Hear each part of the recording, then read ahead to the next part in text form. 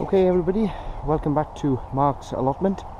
It's March the 30th, somewhere around there. Anyway, it's Thursday.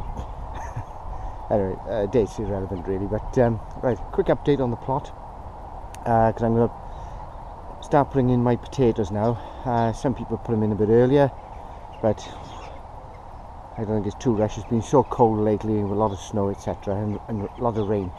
Right, so I can just turn the camera around. You don't want to see my ugly mug. Okay, so I got my son to chop down all my Brussels sprout plants that were left behind, because they've gone over now. So as you can see, the stalks, I'm just going to leave the stalks there. I got a few oh god, I can't even get their name. Must be garlic coming up. Some odd field beans that I planted in there to fill gaps, but I don't know if I'll need them, but anyway, they're there if I need them. Now then, I don't know if you can see, but these are broad beans. I think, yeah, broad beans. They're starting to come up now on this bed. A few brassicas in here, not very good specimens I'm afraid, but here we are. And again, some more broad beans here, which you can see I've put posts around so I can put some string, etc., so just to stop them flopping over onto the path. And all this is bits of greenhouse framework, you know, so if you get an old greenhouse, chop them down and use them for these stakes. Ideal. Okay, so moving on. Onions and garlic, etc. Garlic, ryegrass, field beans. Some of them took quite a hammering with the snow and the ice, the frost we had. So yeah, and then as you can see, I've laid out some potatoes now ready to plant. And I don't know if you can see, it's what looks like bits of fluff and stuff. Well, that is actually chicken manure pellets that I've threw down about a week or so ago. Let the rain wash it in a little bit before I start earthing up. I'll come back to my experiment shortly, but anyway, now I've moved my tyres here onto this spare patch that I had earlier, and the intention now is to fill these up with compost, and I'm going to plant carrots and some parsnips in some of these as well. I'll tell you about these beds shortly, and then there'll be more potatoes here. On about those in a minute, and then it's all very soggy down here at the moment. So purple sprouting coming nicely. I've had a couple of feeds off them already, and some nice purple sprouting coming now, nice and fresh on the plate. Lovely. Now then, and do you know, my memory's going terrible. Anyway, now in this patch here, last year I planted some wildflower seeds. Now obviously I don't know if they're going to come yet, but I bought some more seed, which I'm going to plant now. And I'll tell you what, sorry about that. So I'm just going to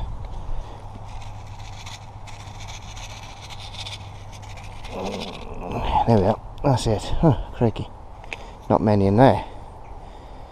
And I'll rake that in, and they are a herb called borage. If you can see that. Okay, an edible herb. They put them in the flowers in ice cubes and things like that, and you can see on salads, but also it attracts bees and other pollinating insects, which I'm keen to encourage. Okay, so right, I'll rake that in shortly. The borage grows to about 2 feet tall apparently. That's why I've just put it in one block rather than just spread it out the whole plot. Now then, I don't know if you watched the previous films that I've made, but I said I was going to do the experiment of planting potatoes in this patch here in my pallet collar and covering them over with straw to see if I can grow the potatoes without actually digging them and earthing them up, etc., because I want to go over to this no dig system. Now then, what I forgot about, which I didn't, it suddenly came to me, I thought, hang on, this is not going to work, not on here. Well, because this is ryegrass, unless I dig it in, which is what I don't want to be digging stuff in, of course.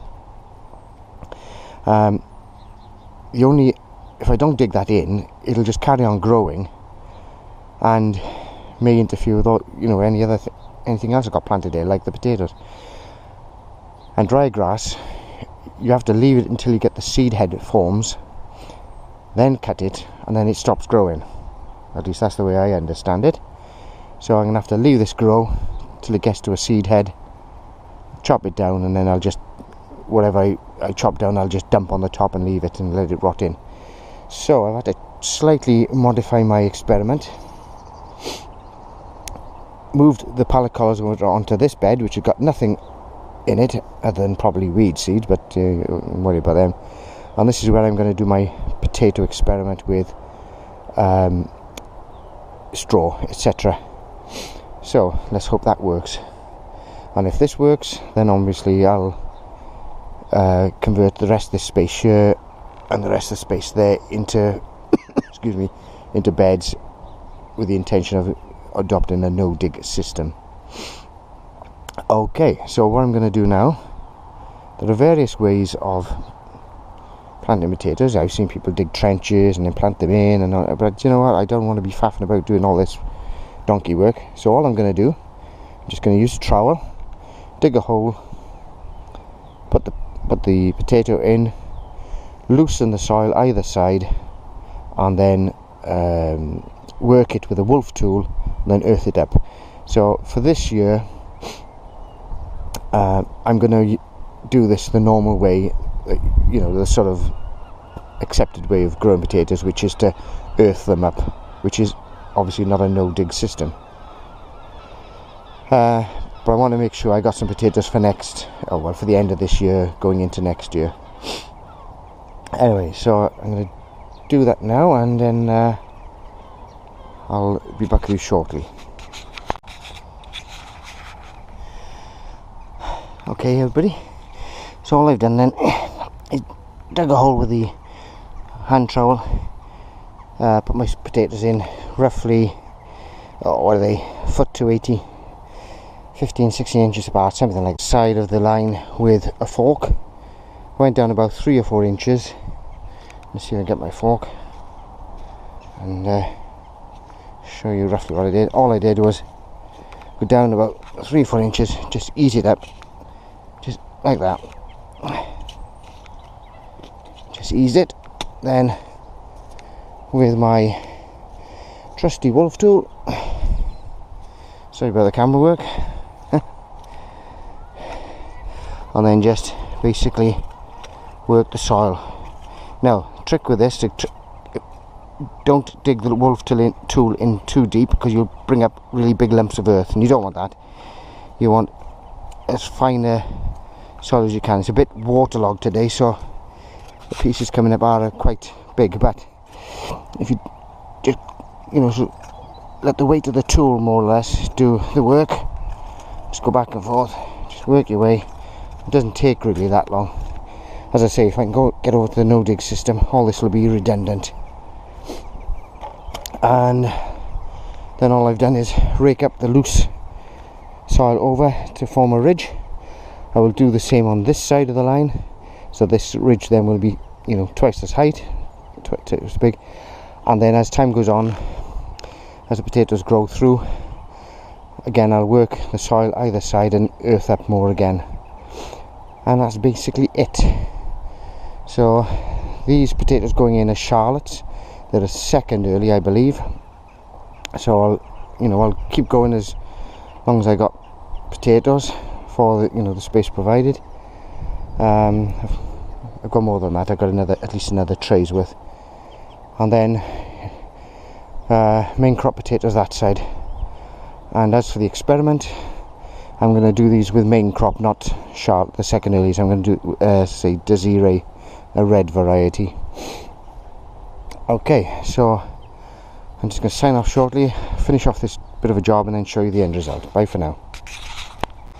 Okay, everybody, just to recap then.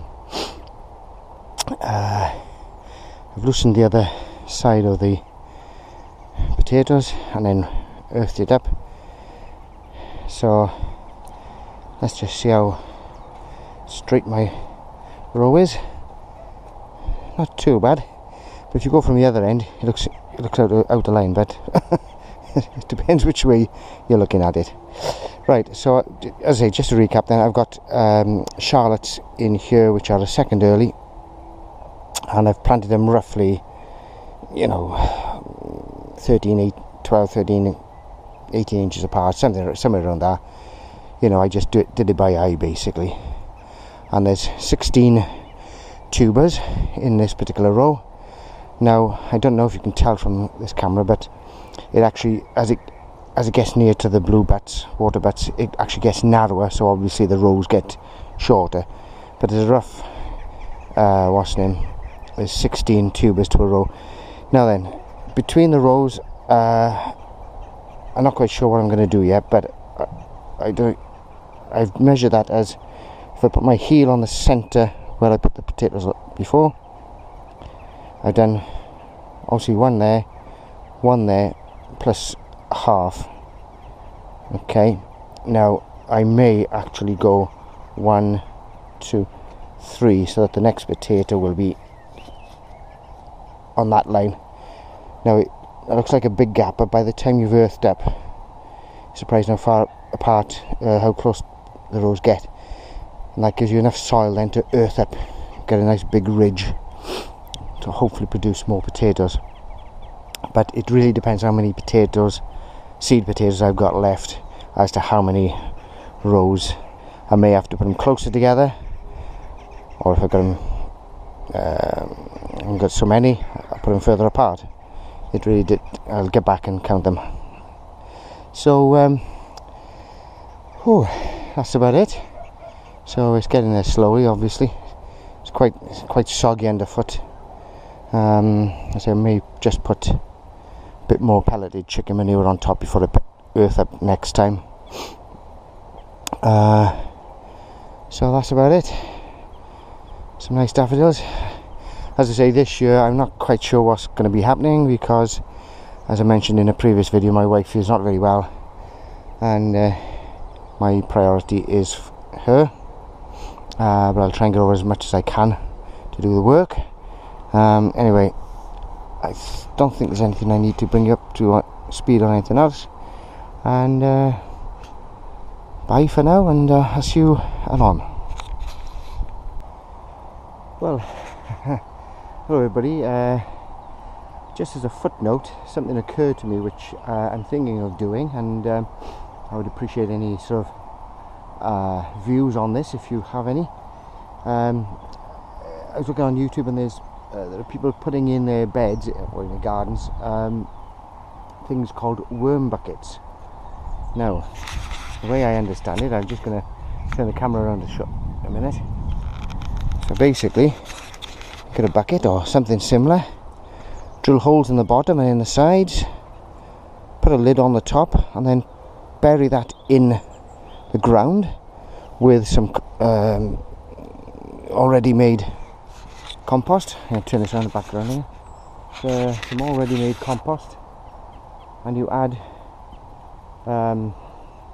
green waste, etc., bit at a time, and eventually it attracts the worms in. So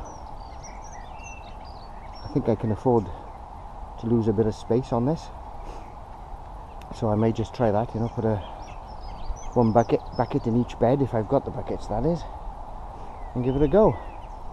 And the idea being that the compost you make from that one bucket, then you can spread it on that one bed. I think that's the idea. As I say, if you've got any thoughts on that, feel free to let me know, and we'll give that a go. as I say, I get a low boredom threshold, so I'm always faffing about doing these little experiments. Anyway, this really is bye for now. Cheers everybody.